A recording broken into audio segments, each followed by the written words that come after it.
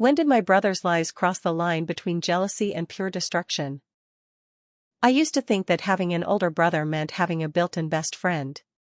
Someone to guide me, someone to look up to, someone to pull me out of the dark when I was scared. For years, that's all I wanted Ethan to be. But instead, he became the first person who taught me what betrayal feels like. When I was little, I copied almost everything he did. If Ethan started playing basketball, I begged my parents for a ball too. If he joined the school's chess club, I stayed up late with a library book trying to learn the rules. Even the way I dressed, jeans, hoodies, sneakers, I picked them because that's how he dressed. I thought maybe if I mirrored him closely enough, he'd finally let me into his world. But Ethan didn't see me as a little brother who admired him. He saw me as a rival, someone stealing his spotlight. And he made sure I understood it. He never screamed it in my face. Instead, it came out in little acts of sabotage, the kind that hurt more precisely because no one else noticed. He'd borrow my toys and hand them back broken. He'd forget to return my homework, leaving me scrambling to explain to teachers why it was missing. Once, he slipped a cruel note into my backpack and convinced half my classmates it came from me. When I tried to tell our parents, they laughed it off as typical sibling mischief. But to me, it didn't feel like a game. It felt like war, a war I never asked to fight. The moment that still plays in my mind happened one Christmas. I was 9, and my parents surprised me with a brand new red bicycle, the one with silver stripes on the frame. I remember screaming with joy, hugging them so tightly they almost toppled over. And then I saw Ethan's face, blank at first, then tightening with something I didn't recognize back then, envy. I begged him to be the first to ride it. I thought it would make him happy, that maybe we'd share that memory. Instead, he wheeled it outside while everyone was still inside sipping hot cocoa. By the time I found him, he had left the bike in the pouring rain, water streaming down the frame, mud splattering the wheels. He stared at me the entire time, never breaking eye contact, like he wanted me to watch my joy dissolve in the storm. The next morning, the shine was gone. Rust had already started to creep along the handlebars. I stood there in the driveway, staring at what was supposed to be mine, realizing something had ended. Childhood innocence, maybe. Or just the hope that Ethan and I could ever really be friends. From then on, I stopped showing him my victories. If I got a good grade, I kept it to myself. If I learned a new skill, I practiced alone in my room. I thought silence could protect me from his jealousy. But silence has its own cost. It built a wall between me and my parents too. I didn't run to them with good news anymore. I swallowed my excitement, convincing myself it was safer that way. For a while, it worked. The less I shared, the less Ethan had to destroy. What I didn't know was that Ethan's hunger for attention didn't fade just because I stopped feeding it. It only grew. And the next time I dared to step into the light, he would find a way to make sure the spotlight burned me instead. By the time I was 14, I had convinced myself that keeping quiet was the safest way to survive Ethan. If he didn't know about my achievements, he couldn't ruin them. But hiding everything from my own family was exhausting. Deep down, I still wanted someone to see me, to recognize that I mattered. That chance came when I entered the regional music competition. I had spent months practicing the violin piece, playing until my fingertips burned. My teacher said I had real talent, maybe even the potential for a scholarship. For once, I didn't want to shrink into the background. So I told my parents, and on the night of the performance, they were there in the audience, beaming with pride. Ethan sat beside them, arms crossed, pretending not to care. When they called my name as the winner, a wave of warmth washed over me. I walked onto the stage, bowing as the spotlight hit. I looked out into the crowd and saw my mom wiping tears from her eyes, my dad clapping harder than anyone. For the first time in years, I felt like maybe this was mine, untouched. And then it happened. Out of the corner of my eye, I saw Ethan rise slowly from his seat. At first, I thought he was leaving. But before I could even process it, he collapsed onto the floor. Gasps filled the auditorium. People rushed to him. My parents leapt out of their chairs, knocking over programs and purses. The entire room shifted from celebrating me to swarming him. The microphone was still in my hand, but no one cared. The applause died instantly. All eyes were on Ethan, lying perfectly still as if he'd been shot. An usher called for a medic, someone shouted for water, and the director of the event rushed down the aisle. I stood frozen under the spotlight, invisible in plain sight. Minutes later, Ethan sat up, coughing weakly. He muttered that he hadn't eaten enough, that he was lightheaded, but he was okay. The audience broke into applause, not for me, but for him. They cheered his bravery, his recovery, his strength. My parents hugged him like they had almost lost him. And my award? It was handed to me in the chaos, slipped into my hands quietly, as though it were an afterthought. That night, my parents didn't post a single picture of me with my trophy. Instead, their Facebook page filled with posts about Ethan's scary fainting spell. The comments poured in, so brave. Take care of him. What a fighter. My violin, my hard work, my moment, all erased by a performance he didn't even have to rehearse. I lay awake that night staring at the ceiling, the trophy sitting untouched on my desk.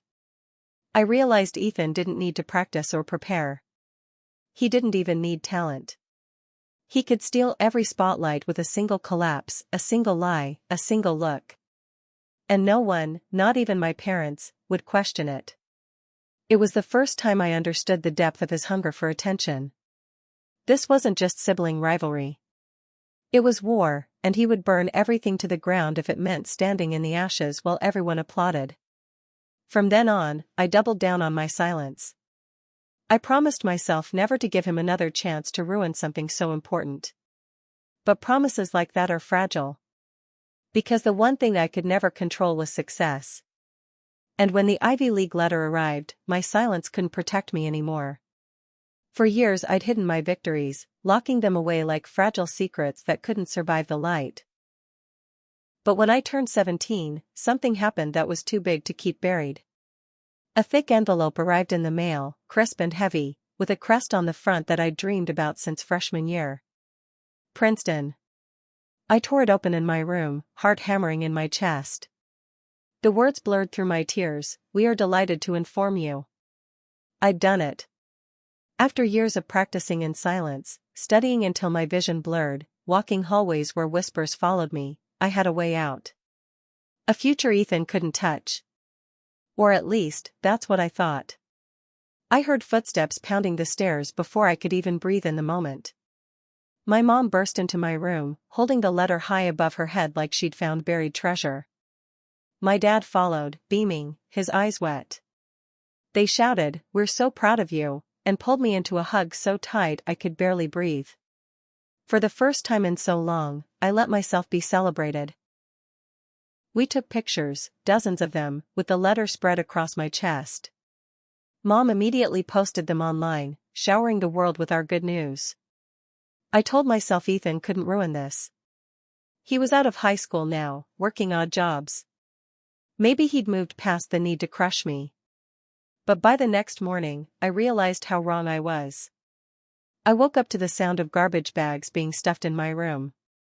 My posters were ripped off the walls, my desk drawers emptied. My parents stood in the doorway, their faces pale, trembling. "Your brother's been diagnosed," my mom whispered. "Stage 3 leukemia. He needs your room." The words cracked through me like thunder. I knew instantly what this was. I'd seen this play before, only now the stage was bigger. Ethan had found the one story dramatic enough to eclipse mine. That afternoon, he came home with a shaved head, dark circles painted under his eyes like makeup. He carried a stack of papers, medical forms, appointment slips, test results. The details looked real enough to fool anyone who wanted to believe. And my parents wanted to believe. They hovered over him like saints, whispering their devotion, while I sat on the couch knowing I was watching a performance. It got worse. Ethan began telling people that he'd been hiding the illness for months, that he didn't want pity but couldn't keep it secret anymore. He started wearing scarves around his head, telling everyone chemo left him too weak to stand for long. He organized a support dinner where family and friends gathered to honor his courage. Every single person in that room looked at him like he was a hero. And me?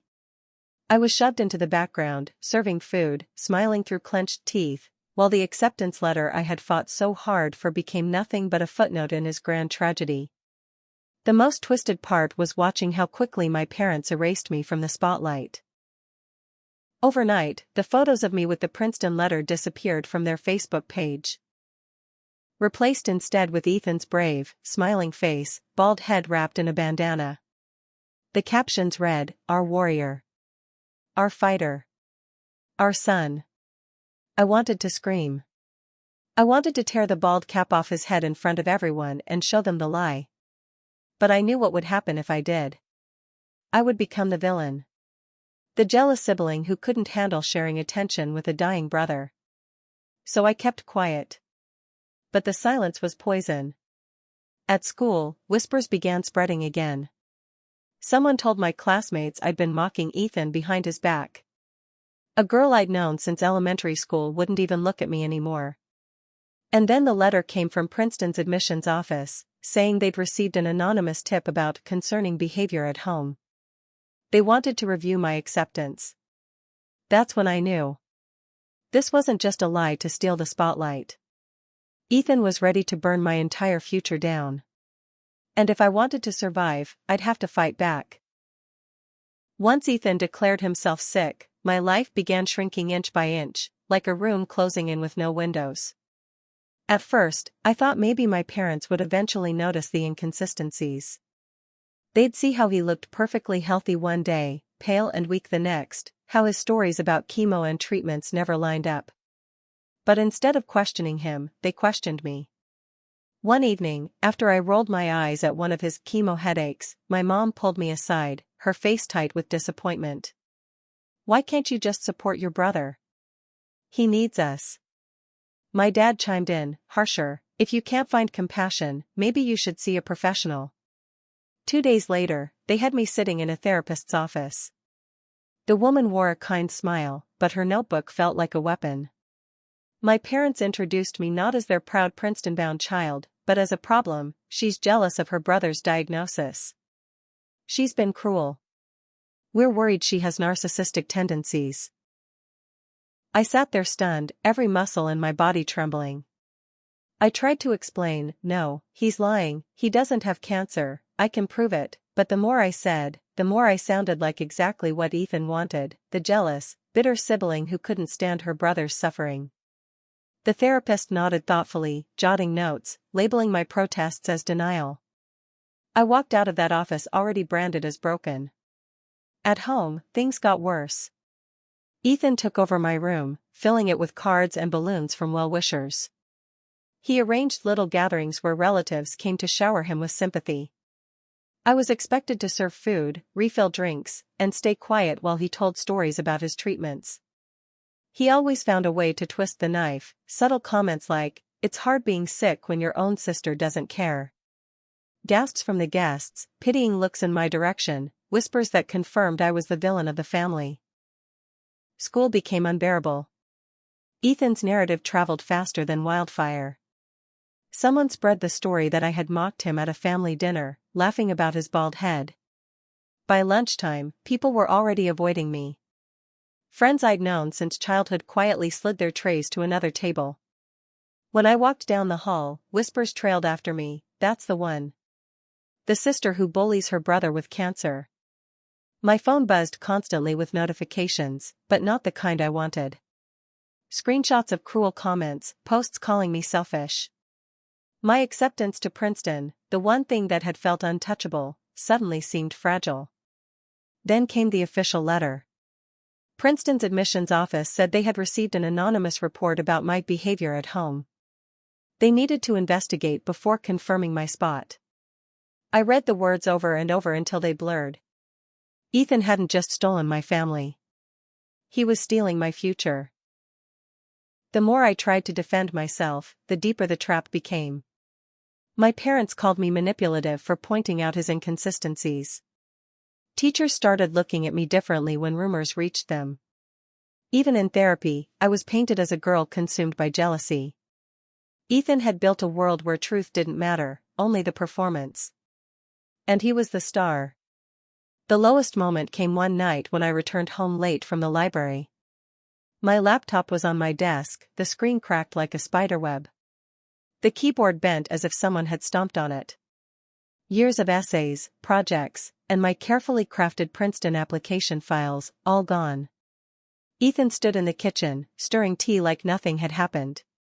He glanced up with that same smirk he'd worn since childhood and said, "Technology can be so unreliable. I hope you backed up your college stuff." His voice dripped with satisfaction. I wanted to scream, but the words stuck in my throat. I knew if I accused him, my parents would shake their heads and call me cruel again. He had built the perfect stage where every move I made only proved his script right. For weeks, I lived in that trap, isolated, gaslit, painted as the villain while Ethan played the role of tragic hero. But quietly, beneath the surface, something in me began to shift. If he was willing to destroy everything I had, then I couldn't afford silence anymore. I started collecting evidence. Every slip-up, every inconsistency, every photo he posted online while claiming to be in chemo, I documented. I hid recordings around the house at night, capturing his late-night phone calls where he bragged to friends about how gullible our parents were. I created backups upon backups, terrified he'd find a way to erase them. I was done being erased. What I needed was someone who would listen, someone who wouldn't fall for his act. That's when I remembered Aunt Claire. The one person in our family who had never swallowed Ethan's lies. And reaching out to her would change everything.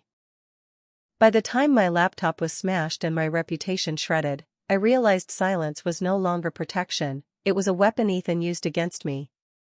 If I wanted to survive, I needed proof. Cold, undeniable proof. So I began collecting it. Every contradiction, every careless slip, every smirk he thought no one noticed, I documented them all.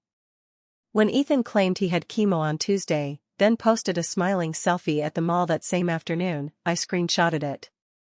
When he told relatives his treatments left him bedridden, but I overheard him laughing in the backyard with friends, I wrote it down in a notebook I kept hidden under my mattress. But I didn't stop there. I bought tiny voice recorders with money I earned tutoring. I slipped them behind picture frames, under the couch, even taped one to the underside of the dining table. At night, when I played back the files, my blood ran cold.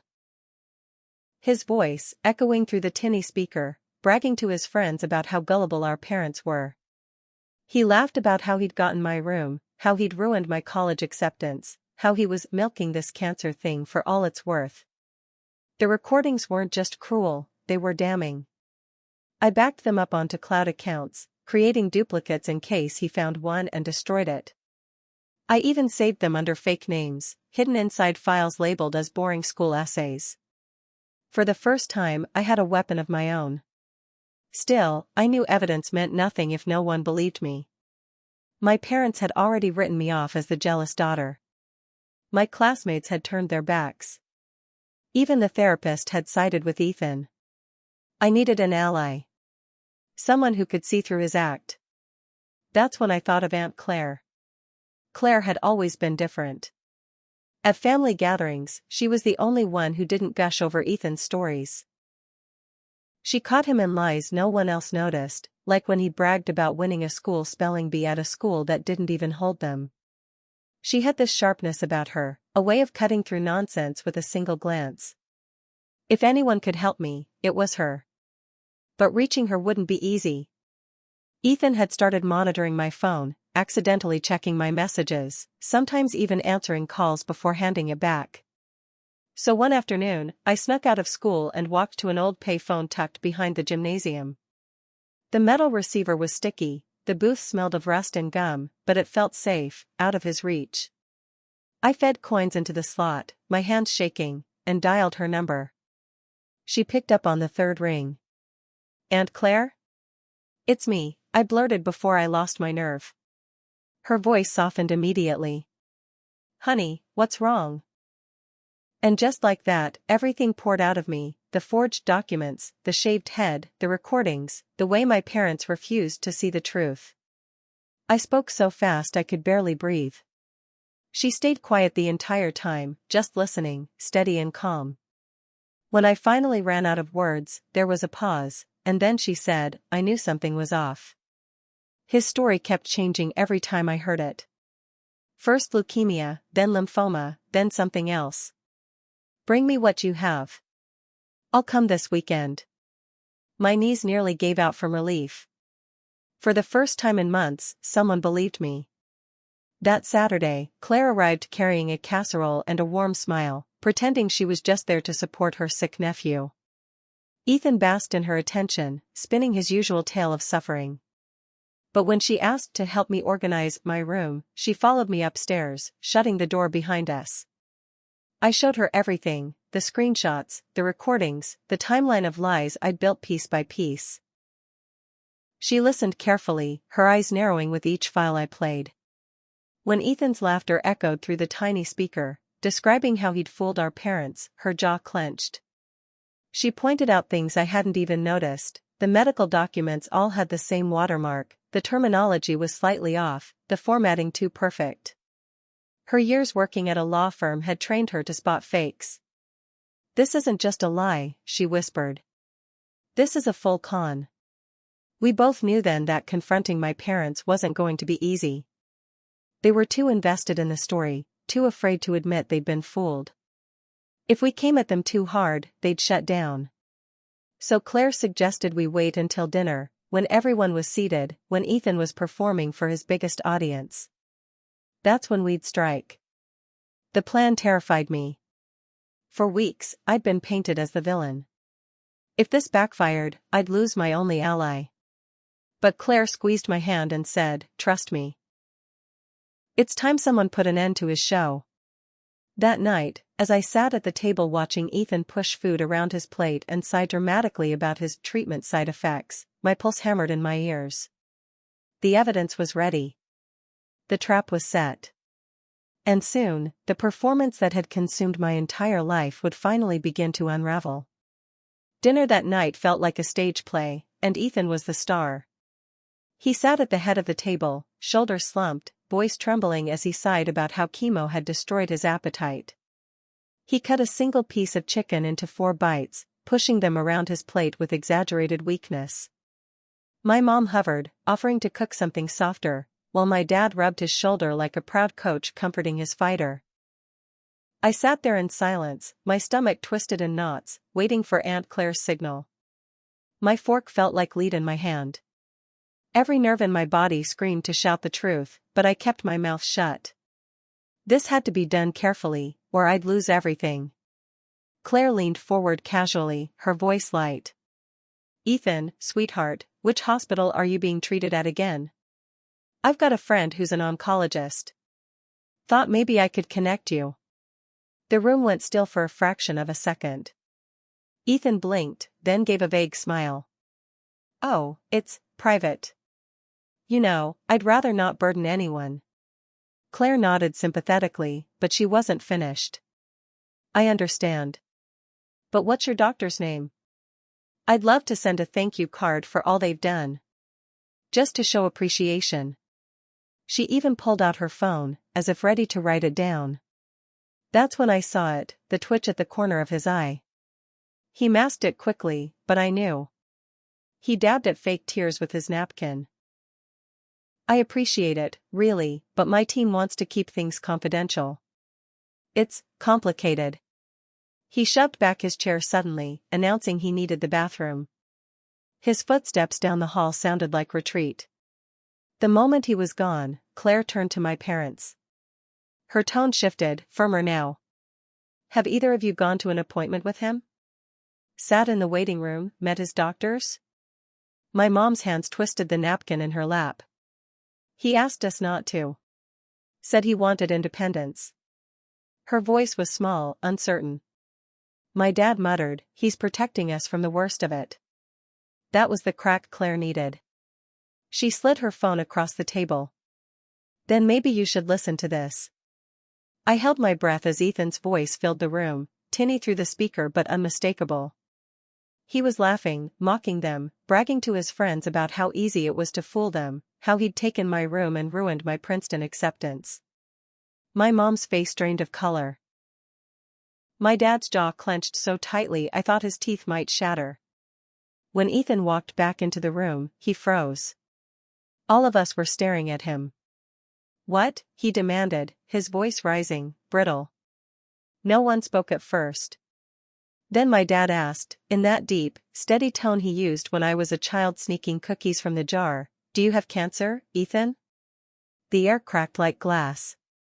Ethan's eyes darted between us. He tried to cry again, tried to pull sympathy out of thin air, but the silence was suffocating. He broke first. "This is all her fault," he shouted, pointing at me. "She doctored those recordings. She's jealous. She can't stand that you finally care about me." He spiraled, throwing out excuse after excuse, AI manipulation, me drugging him, anything to deflect. But his lies contradicted each other, collapsing under their own weight. Finally, the mask slipped. His face twisted with rage. "You never loved me. You only cared about her. Everything she has should have been mine. I had to take it because no one ever gave me anything." The confession poured out of him like venom. He admitted to smashing my laptop, to filing the anonymous complaint with Princeton, even to destroying my bicycle years ago. My mom gasped, tears streaming down her face. My dad staggered back into his chair, pale as chalk. Then Ethan lunged.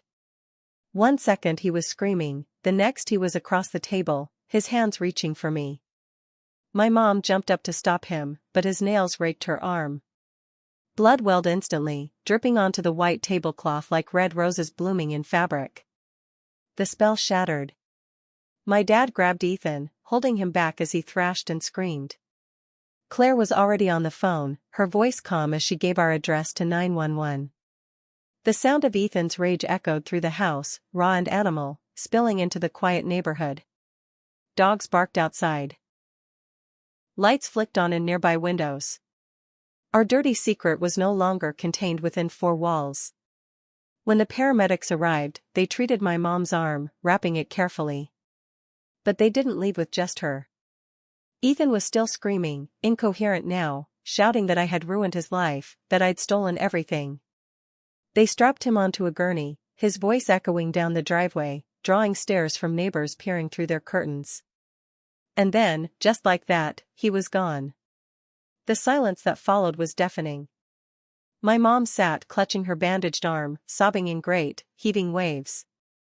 My dad kept whispering, "How did I not see it," over and over. I sat frozen in my chair, the untouched food in front of me turning cold. It felt like the walls of our home had caved in. But it wasn't the end. It was only the beginning of the fallout. The night after Ethan was taken away, the house felt hollow, like every laugh and every scream had been sucked out, leaving only echoes behind. My mom sat at the kitchen table with her arm bandaged, her shoulders shaking as she cried into a cold cup of tea. My dad hovered near her, but he looked more broken than comforting, like a man who'd just discovered the foundation of his home was built on lies. I sat across from them, numb. I should have felt vindicated. After all, I'd finally been believed. But instead, I felt like a survivor standing in the ashes of a fire I never wanted. The next morning, reality hit harder. My dad drove Mom to get stitches, his silence in the car heavier than any words. When they came back, both of them sat me down in the living room. For the first time in years, they looked at me without suspicion. My mom reached for my cheek, tears spilling over as she whispered, "I'm so sorry." Her voice cracked on every word. She admitted she had slapped me when I exposed Ethan's lie weeks earlier because she couldn't face the possibility that her son was capable of such cruelty. My dad said he felt like he'd failed us both, Ethan for not guiding him, me for not protecting me. I told them everything, the broken bike on my 9th birthday, the fainting stunt at my music competition, the laptop destroyed, the dress ruined. Their faces collapsed under the weight of every revelation.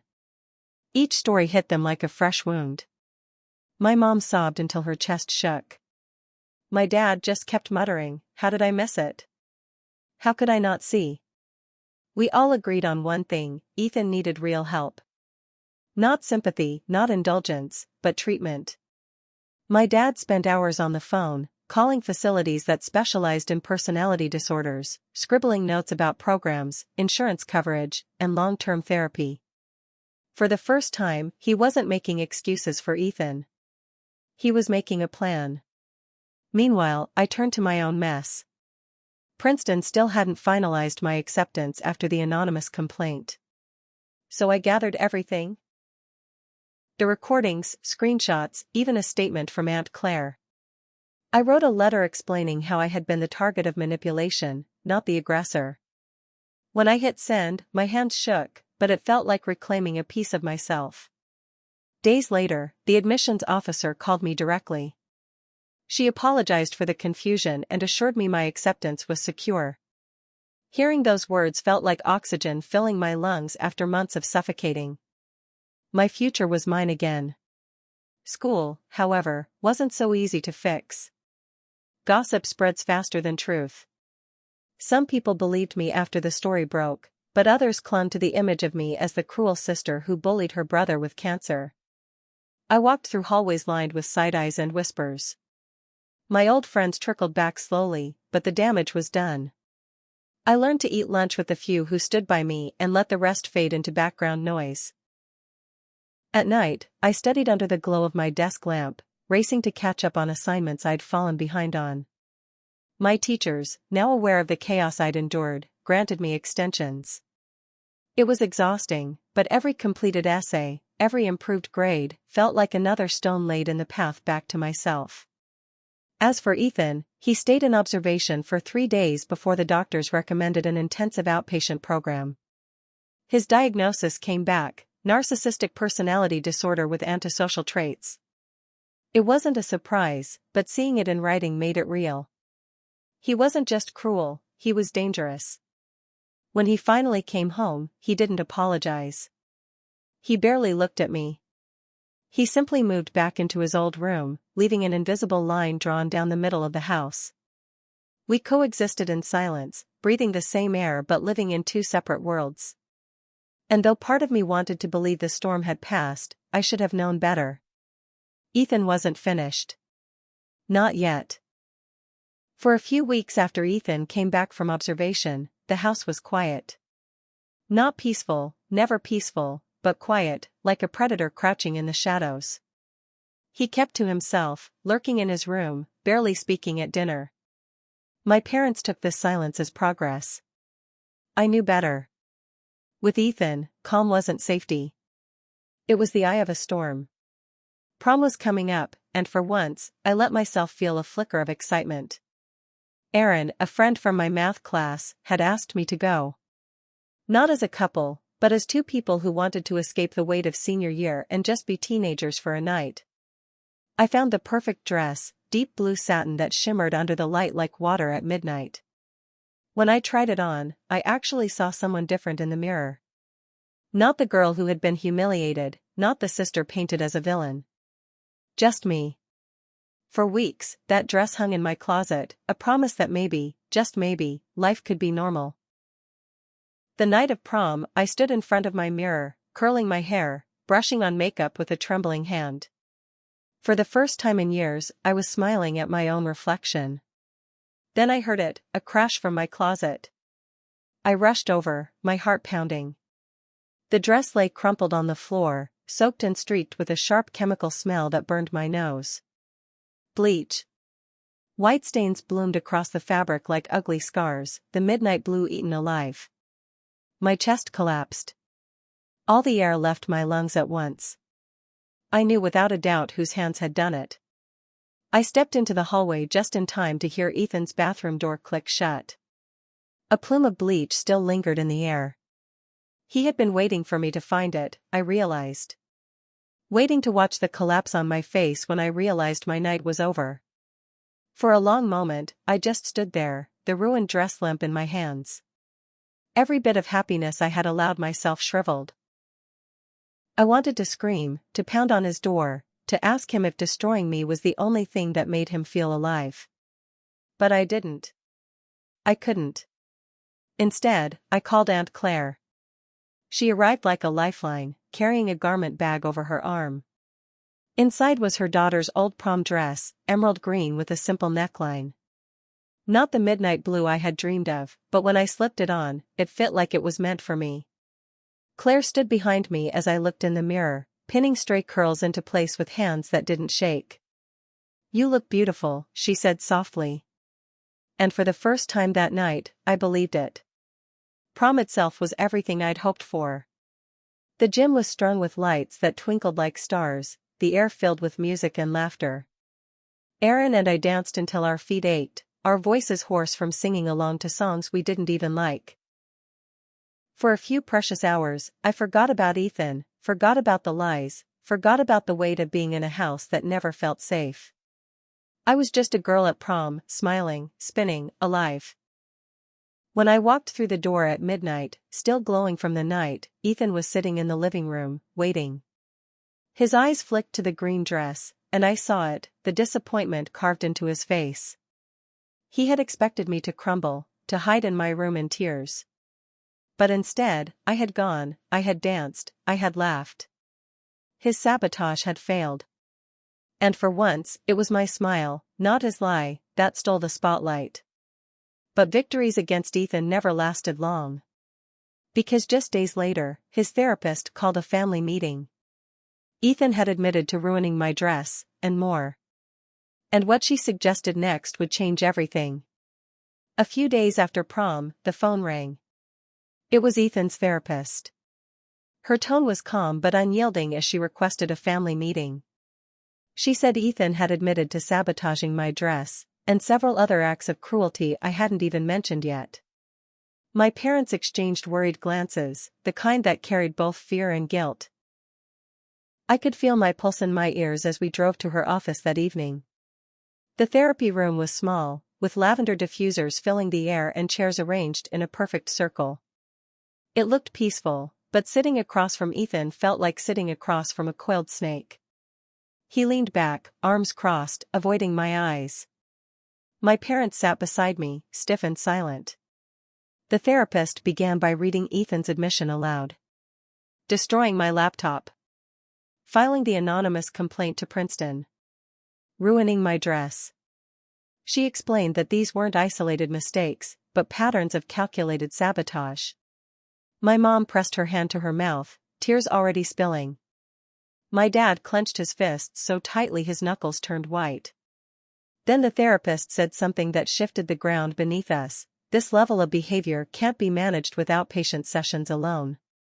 He needs a more intensive program, residential treatment, where he can be monitored, challenged, and given the tools to change. If he stays here, the cycle will continue. And so will the damage. The words hung in the air like a verdict. My mom broke first. But sending him away, it feels like abandoning him. Her voice cracked. My dad shook his head. We've been enabling him for years. If we keep doing this, we'll lose both our kids. For the first time, he looked at me with eyes that didn't carry doubt, only regret. The argument went back and forth for days. At night, I heard them fighting in the kitchen when they thought I was asleep. My mom blamed herself for missing the signs. My dad blamed himself for trusting too much. I lay awake in my bed, staring at the ceiling, listening to the sound of their voices cracking under the weight of choices they should have made long ago. Then, one morning, Ethan surprised us all. He stood in the living room, dark circles etched beneath his eyes, and said he was tired of being angry all the time. For the first time in years, his voice didn't carry the smugness of a performance.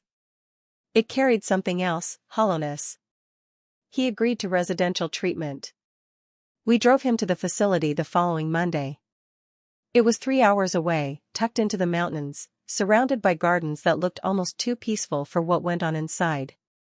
The building resembled a retreat more than a hospital, with families saying heavy goodbyes in the parking lot. The staff greeted us kindly, but firmly, as if to remind us this wasn't a vacation.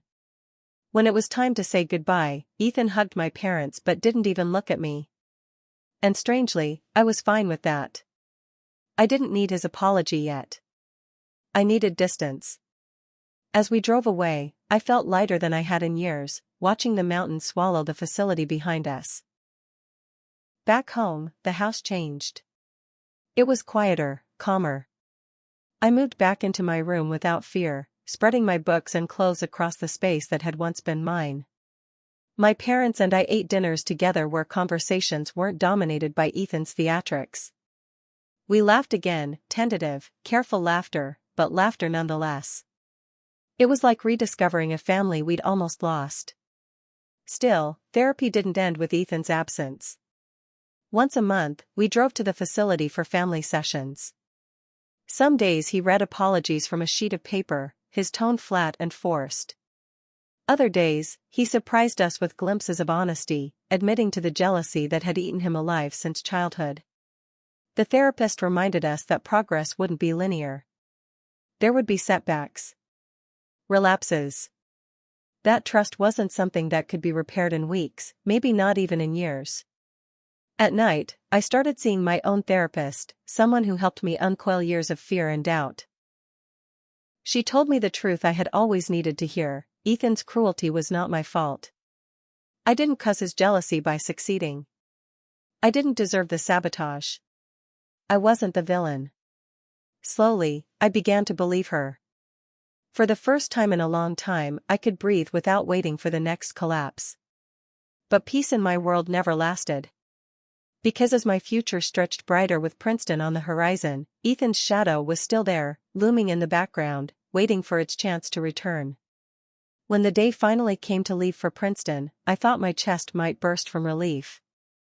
We packed the car until it looked like it might collapse under the weight: boxes of books, clothes, a lamp I didn't even like but my mom insisted I'd need. My dad took too many photos, my mom cried 3 times before we even left the driveway. For me, each mile we drove toward campus felt like chains breaking. Move-in day was chaos. Students and parents swarmed the dorms like ants, carrying boxes up and down stairwells. My roommate, Kimberly, arrived with a cart full of decorations and a smile that felt like a fresh start.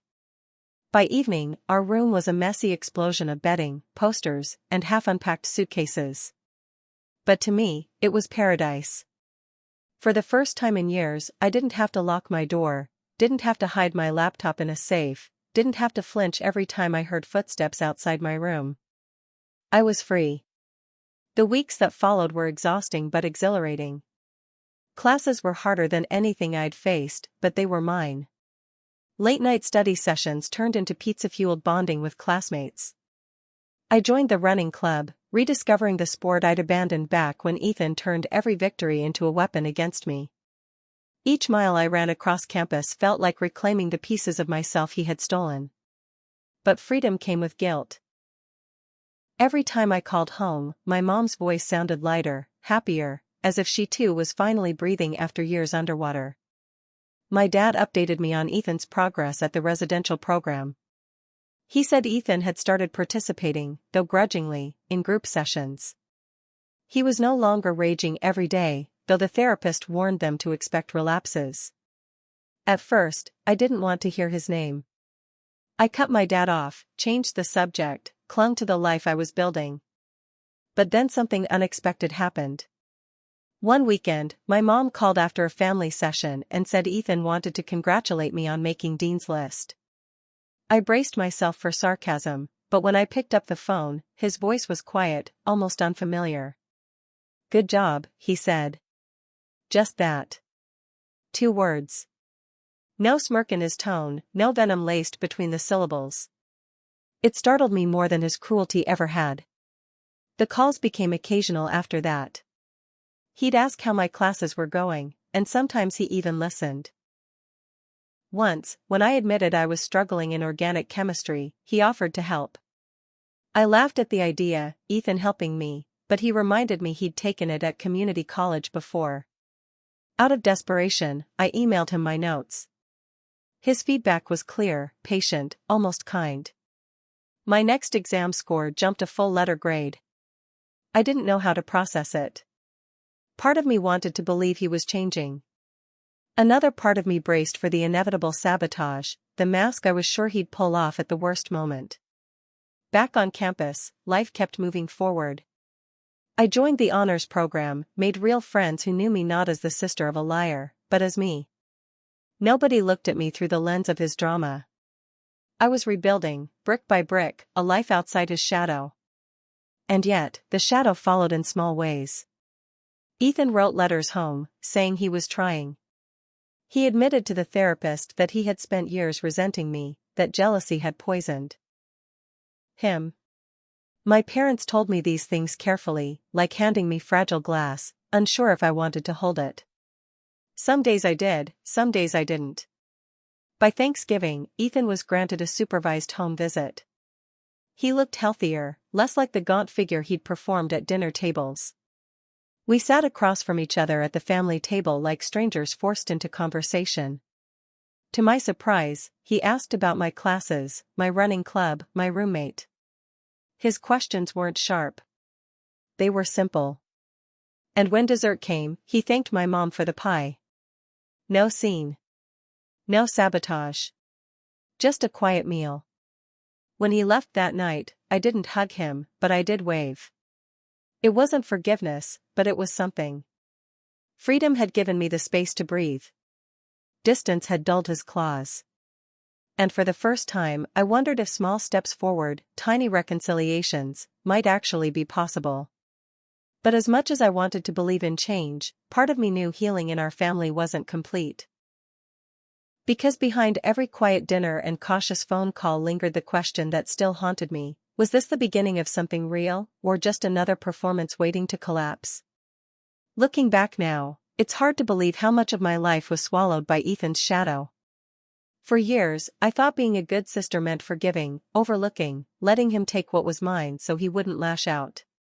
But the truth is, every time I stayed quiet, I handed him another piece of myself. It wasn't until everything collapsed, the lies, the violence, the therapy sessions, that I finally learned silence is not love. It's surrender. At Princeton, surrounded by people who knew me for who I was and not who my brother pretended to be, I began to understand what freedom really felt like. My victories were mine. My mistakes were mine. I didn't have to fight for space or attention.